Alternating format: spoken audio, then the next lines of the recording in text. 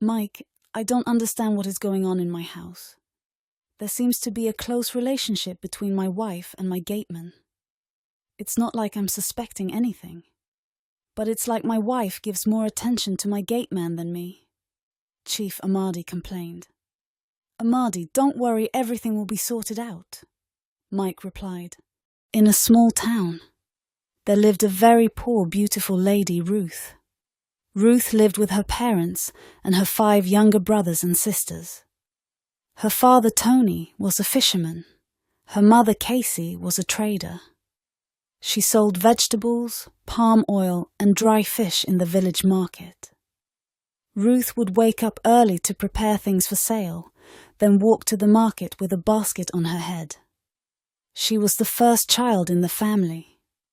Even though they were poor, Ruth did everything she could to help her parents. She woke up early to sweep other people's compounds, wash plates and fetch water, just to help raise money for herself and her siblings to go to school. As Ruth grew older, many rich young men came to their house asking to marry her. Some came with big cars, some wore fine clothes and shiny shoes, and some gave her gifts. But Ruth said no to all of them, saying that she was in love with someone else. One day, while Ruth was washing clothes by the stream, her younger sister, Chioma, ran to her and said, Sister, someone is calling you at the front of the house. Ruth rinsed her hands and followed Chioma home. There stood Jack, one of the rich young men who had been asking for her hand in marriage. He was wearing sunglasses, had a big phone in his hand, and leaning on his fine car. Ruth, he said with a confident smile, I don't know what that Peter has done to you, but I can give you a better life. Look at this car. You will never suffer again if you marry me. Ruth smiled politely. Thank you, Jack. But my heart is not for sale. Jack laughed. You think love will feed you? That boy can't even buy you slippers. Ruth replied firmly. He gives me something you can never buy with money.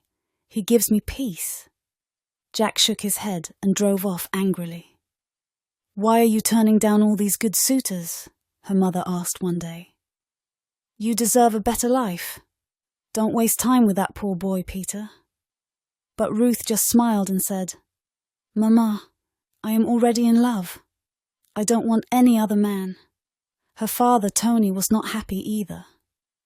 Ruth, he said with a serious face, stop this childish love and think about your future. You need someone who can take care of you and your family. That Peter cannot even feed himself. But Ruth's heart was already taken. She had fallen deeply in love with Peter, a quiet, hard-working guy from their village. Peter was the second son of Mazi Okeke, a poor widower who had lost his wife many years ago. Mazi Okeke was a good man but struggled to raise his children. Peter didn't go to university, but he worked hard every single day. He carried blocks, pushed wheelbarrows, and mixed cement at construction sites just to earn some money. He wanted to take care of his father and younger brother. And more than anything, he wanted to build a future with Ruth. Even though they were poor, Peter and Ruth had big dreams together. They always found time to meet after work. Sometimes they would sit under the big mango tree behind Ruth's house. Other times, they would meet near the stream. Peter, Ruth would say, one day we will have our own house, a small one but clean and happy. Yes, Peter would reply, laughing. I will build it with my hands. You will cook inside and our children will run around outside. Ruth laughed back. How many children? 4, Peter said, raising 4 fingers. 2 boys, 2 girls. Ruth giggled. No, I want 3 girls and 1 boy. They both laughed as Ruth rested her head on his shoulders. Back at home, her parents continued to pressure her. It was a sunny morning, and the village market was buzzing with noise. People were shouting prices, bargaining, buying vegetables, palm oil and fish. In the middle of all the noise stood Ruth, carrying a tray of fresh fish on her head. She walked from one end of the market to the other, calling out, "Fresh fish, oh!" A lot of people stopped to buy from her. She greeted everyone with a warm smile and used sir and ma for both old and young. That same day, a rich and powerful man from another village came to the market.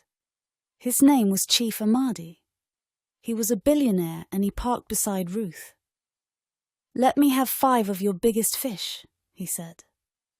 "Yes, sir," Ruth replied with a small smile, selecting the best ones for him.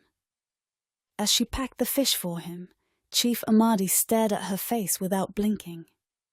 He was surprised at how naturally beautiful she was. She wore no makeup, yet she looked like a queen. After she gave him his fish and collected his money, Chief Amadi tried to start a conversation. "What is your name, pretty one?" he asked. "I'm Ruth, sir." "Thank you for buying from me," she said politely. Chief Amadi smiled. "I would love to see you again. Maybe we can talk more later." Ruth just nodded and walked away quickly. She was not interested. Her mind was already full of someone else, Peter. But from that day on, Chief Amadi could not stop thinking about Ruth. Anywhere he saw her, whether at the stream, on the road, or at the market, he would stop and try to talk to her. Sometimes he brought flowers, sometimes fruits, and sometimes small gold gifts. But Ruth always refused. "Thank you, sir, but I'm not interested," she would say every time. After a while, Peter started noticing that Chief Amadi was always around her. One evening, Peter asked her, "Why is that Chief Amadi always around you? Has he been saying anything to you?" Ruth smiled and held Peter's hand. "Yes, but I told him I'm not interested. Don't worry, I only love you." Peter believed her, but he couldn't lie. He felt uncomfortable. Chief Amadi was rich, powerful, and could get anything he wanted. Then one afternoon, something happened that shocked Ruth. She came back from the market, sweating and tired, only to see Chief Amadi sitting in their compound, laughing and chatting with her parents.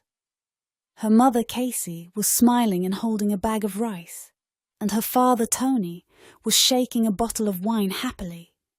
Ruth's eyes widened. "What are you doing here?" she shouted, dropping her tray. Her father stood up quickly. "Ruth, calm down! Go to your room!" Her mother tried to calm her too, but Ruth stormed into the house and slammed the door. After some time, her mother came in and sat beside her. "My daughter, please listen. Chief Amadi came to ask for your hand in marriage." Ruth stood up immediately. "What? He didn't even ask me. Why is he talking to you people instead of me?" "My daughter," her mother began, "he is a billionaire. If you marry him, our whole family will be blessed. Your siblings will go to the best schools. You'll live in a mansion. Think about it." But Ruth shook her head.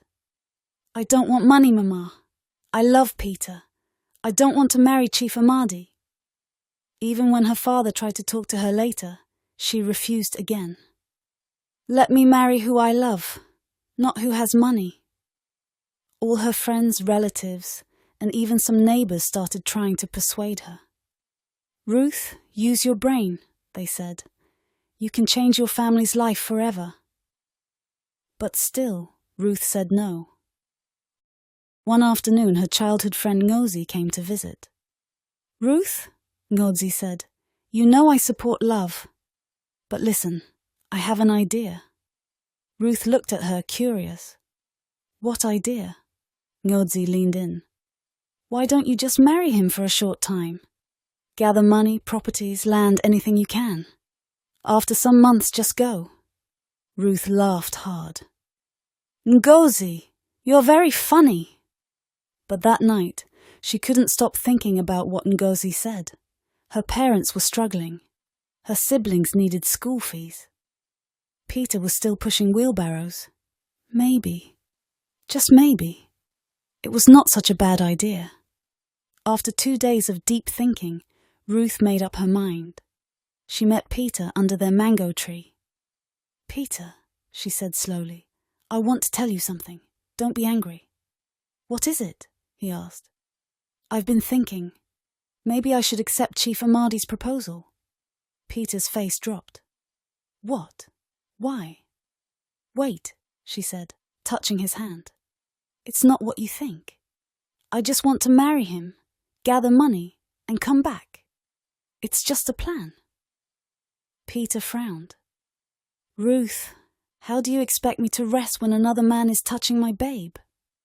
Ruth sighed. "That's why I want you to come with me, as the gateman in his house. That way we can still see each other." Peter looked down. He was quiet for a long time. "Are you not tired of poverty, Peter?" Ruth asked softly. "Let's build a better future for us and our families. Just be strong. I will always love you."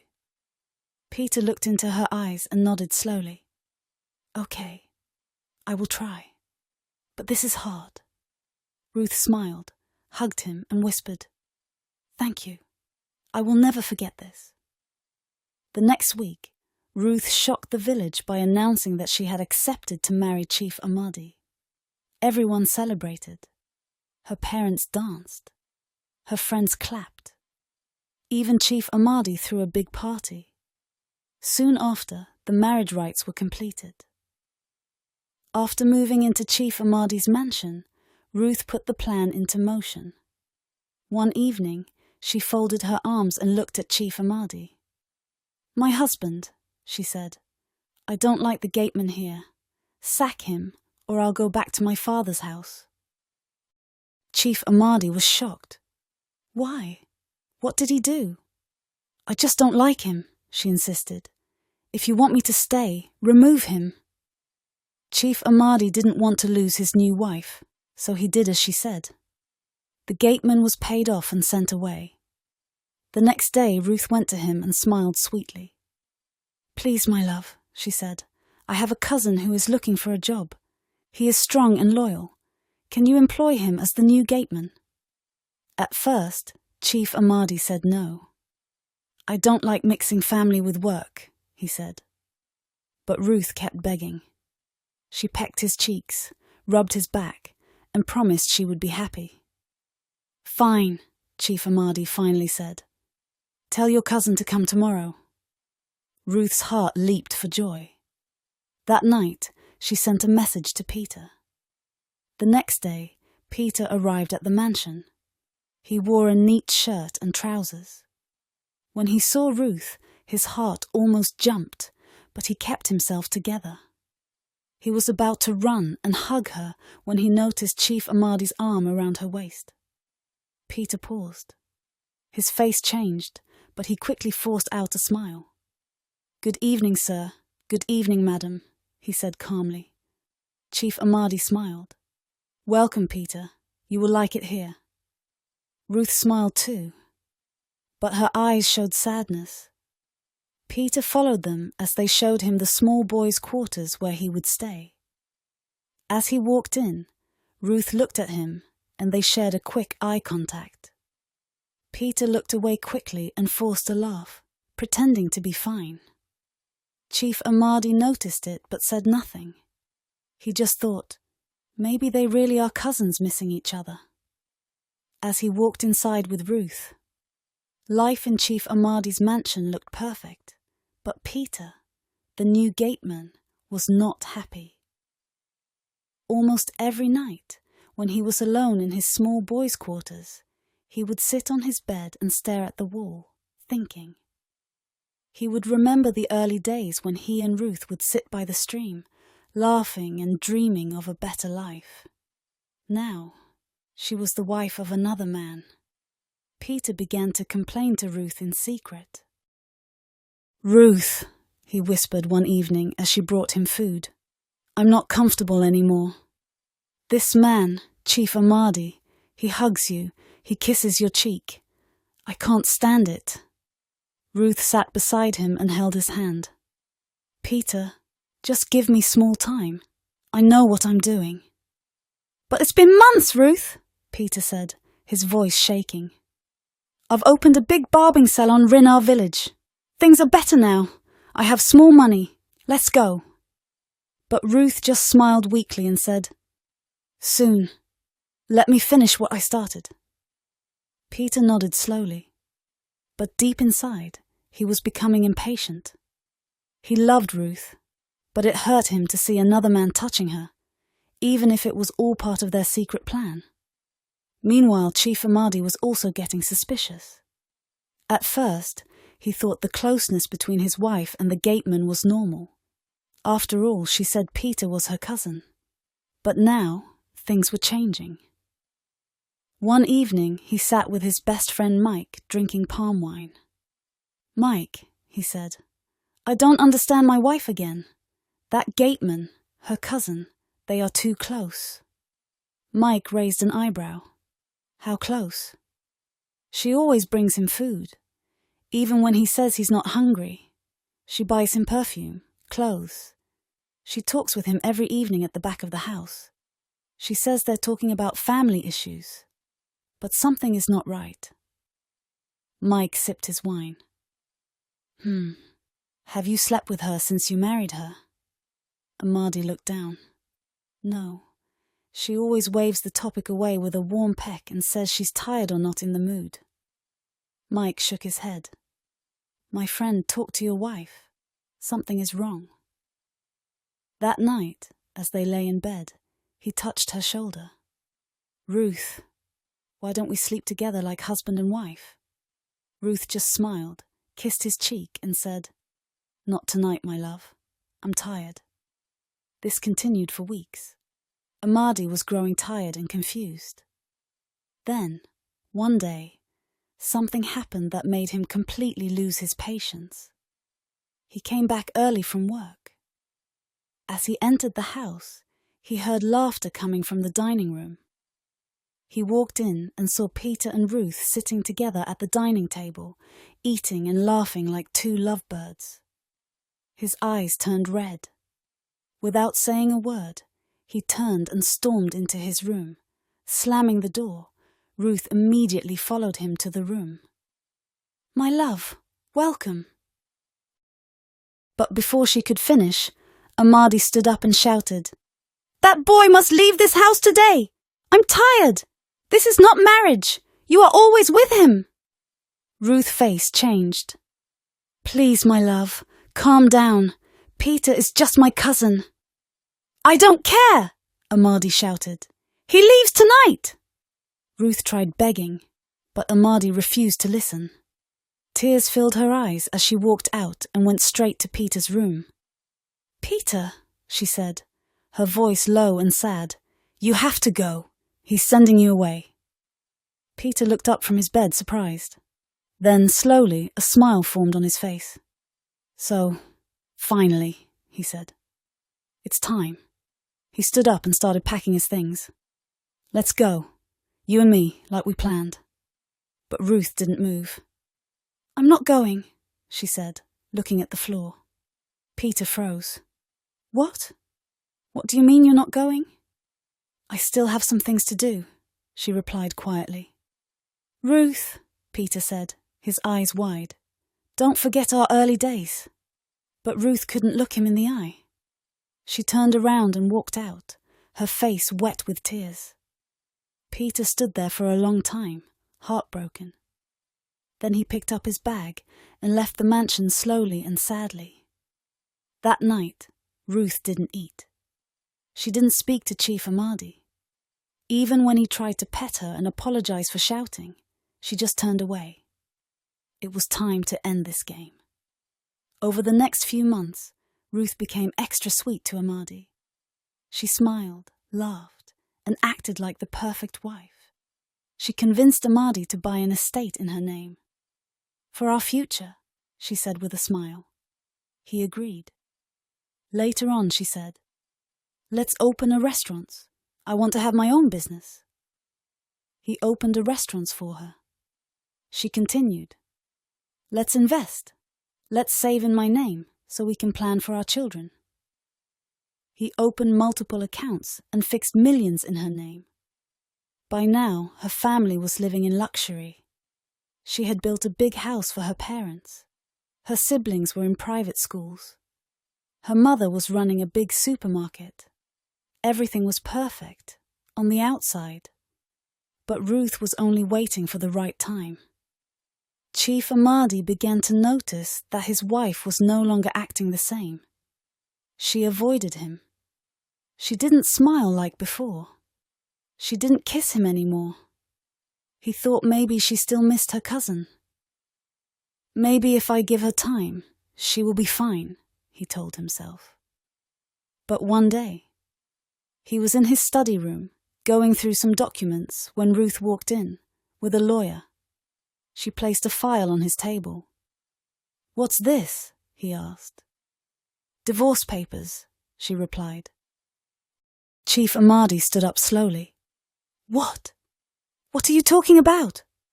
"I'm tired," she said. "I can't pretend anymore." "But why? What did I do? Is it because I shouted that day? I was just angry." Ruth looked at him, her eyes calm and strong.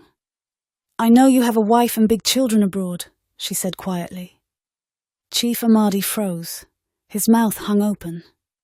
"I knew all along," she continued. "I just pretended not to know. You lied to me." "Ruth, please." She raised her hand to stop him. "No need to beg," she said. "I'm not angry. You're not the only one who lied." He looked confused. "What do you mean?" Ruth smiled. "Peter," she said. "He's not my cousin. He's my love, my heart, my everything." Chief Amadi took a step back like he had been punched in the chest. She continued, "Thank you, Chief. You didn't just give me money. You gave us a future, me and Peter. We will never forget you." Chief Amadi sat down, shaking. Ruth and her lawyer stood up, turned, and began to walk out after he had signed the papers. He stood up, walked to the wall, and punched it with all his strength. "I'm a fool, a big fool," he shouted. His guards rushed in, but he told them to get out. He sat down, shaking his head, whispering again and again. "I gave everything." And she still left. But it was over. Ruth had finally finished her plan. That evening, the sky was calm. Peter was sitting outside his barbing salon, trying to forget all that had happened. The shop was doing well, but his heart was still heavy. He couldn't stop thinking about Ruth, the girl who once promised him forever. Suddenly, a black Jeep parked in front of his shop. The door opened. It was Ruth. She stepped down, looking beautiful as ever. Peter froze. She walked slowly towards him and, to his shock, knelt down right in front of the salon. "Peter," she said softly, tears already falling from her eyes. "Please forgive me." Peter was too shocked to speak. "I know I hurt you," Ruth continued, "but I want you to know that everything I did it for us.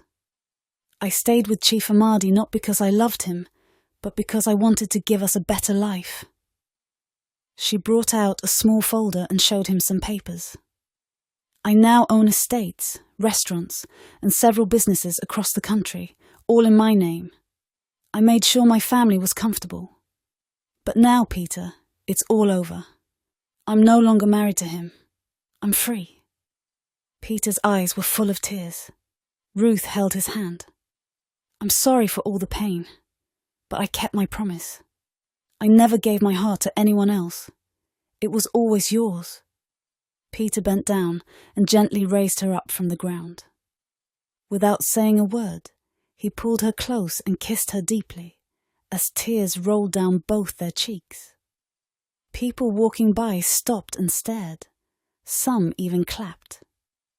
The love between them was too real to ignore. Peter went inside the shop, opened a small drawer, and brought out a tiny red box. "I bought this ring long ago," he said, smiling. I was waiting for the right time to give it to you. He went on one knee. Ruth, my love, my best friend, my everything. Will you marry me now? For real? Ruth laughed through her tears.